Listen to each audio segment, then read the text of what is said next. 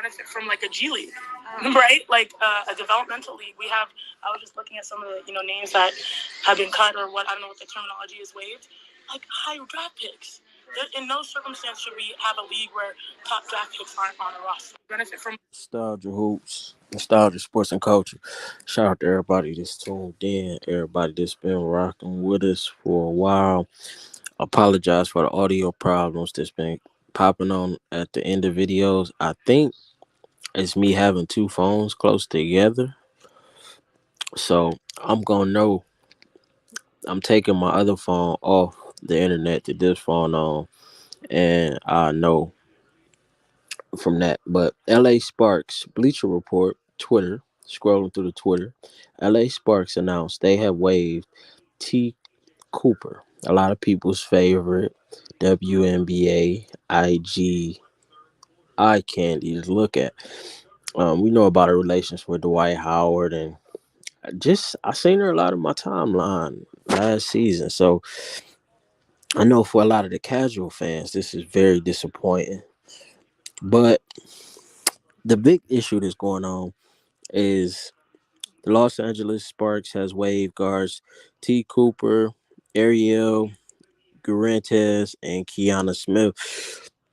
You seeing a lot of high draft picks get kicked out the league, and it if anybody was cut in the first round before the season in the NBA, this would be like, what the? It would be crazy. Like, what are y'all doing? These players haven't even had a chance to develop. But the issue with the WNBA is there's a hard cap. There's been a salary increase, and just like I have conversations about, if you have a mandatory $15 minimum wage, then all that's going to happen is jobs is going to fire people and more machines and stuff like that. So you're getting a similar type effect. Like there's a hard cap, more money to be paid, and then there isn't anywhere to send these players. Where it's like the NBA, you can do two-way contracts in the G League and whatever. So they need a situation to where they can have some of these players on the practice squad or a developmental league, and it not count against the hard cap, because all of these teams are trying to put out the best product as possible, especially when you have 75 million influx coming in. You have to make sure that the best possible product is being shown to the world to continue to get this money coming in. So for the now, to them it makes sense, but for the future, for the development, for the expansion, it doesn't, because everybody isn't overnight. Some players need to go down to a developmental league, ball for a little bit, work on some things, and then come up. You can't just, it's already that they're not getting paid on the same level, which you should get paid based on what you bring in. Like I said, that's more of a marketing issue than anything. But if they're going to, I would say it's fair that if it's a D league for men, it should be a D league for women. Like, these women don't hoop all of these years to go work. And yeah, they had to do a degree, but that's because it's not the same guarantees. It's not the same amount of money. It's not the same level as the NBA. None of them want to go overseas. It needs to be a option to where they can stay here. If you're going to buy out, think, what is it, like the A something? I did a video on it. It's a league they do, like it was a women's league. It was like soccer and something like that. You want to buy them and their structure. I don't know what they need to pick up. One of these smaller leagues that already incorporate women or what. But as soon as possible, take some of that money and get the developmental contracts going, because everybody's outraged right now. We're seeing all the stars in the WNBA. If you type it in on Twitter, WNBA salary cap, you're going to see the outrage. Breanna Stewart, WNBA star, she tweeted 10 hours ago, and it's 8:56 Eastern Standard Time, May 4th. I hate seeing so many great players being cut from WNBA teams. Salary went up, but a very restrictive hard cap has put teams in a bind. We need to soften it and soften it to allow of our league to grow. The WNBA needs to adjust ASAP before the next CBA to allow teams more flexibility to keep rookies contract players on the roster. Call them practice players and make sure they don't hit the cap. We need to be developing young talent and taking advantage of the momentum newly drafted players bring from the college game. We're at a tipping point. Interest in the WNBA is higher than ever, and without some easy tweaks, we are no longer a league that has 12 teams and 144 players. It's more like 133. Oh yeah, and another tweet. Shout out, Brittany Griner. This is a brief message. Brittany Griner has been detained for 75 days, and our expectation is that the White House do whatever necessary to bring her home. We are BG. Shout out, Lindsay Koalis. Um, bring home Brittany Griner. What's going on with Brittany's crazy?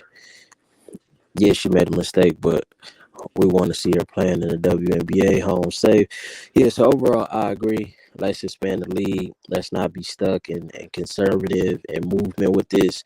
I think if you've been playing your whole life, and on the other side, there's developmental league and options for those guys to play here. You know how to structure it as the NBA and the male players, the top guys, LeBron, Chris Paul, do what's necessary to expand the WNBA. Plain and simple, you're going to have to speak because at this point the WNBA players don't have as big a voice, and it's going to take probably the NBA players being outraged to make something really happen with this. Good thing about T. Cooper, a lot of people are complaining like, "Oh, y'all only saying something because y'all think she's a terrible." That may be true, but sometimes that's what it takes to make something happen. And you even had Angel Reese. She commented. Let me see. Did she block me? She might. Oh no. Okay. She said. Where is it? Okay. So Markeisha Grant tweeted to my college WBB players, I hope y'all are paying attention to these WNBA roster cuts. They don't care about you being a first round pick or not. And Angel Reese said, no one plans for this to happen, but that's why you make sure you market yourself now and have that plan B. My response was, if you stay in the gym, you don't have to worry about plan B. And I'm just saying, make yourself uncuttable and you don't have to worry about this. Work on your craft. If you're a role player, maximize that role. If you're a superstar, do what you need to do to be a superstar at the next level or to at least show those strides. I even heard about uh what's her name? She got drafted to, I think she played for Tennessee, Raina Davis or something like that, and she got drafted to Minnesota. I even heard about her possibly getting cut, and she could flat out ball. She just was injured. She probably was the long term best player in that draft. Like, I ain't gonna say a walk is night, but I'm just saying, like, as far as a guard wing build, she has a very high ceiling, and they was even talking about her getting cut. So, WNBA, let's get this right. Development League is a must.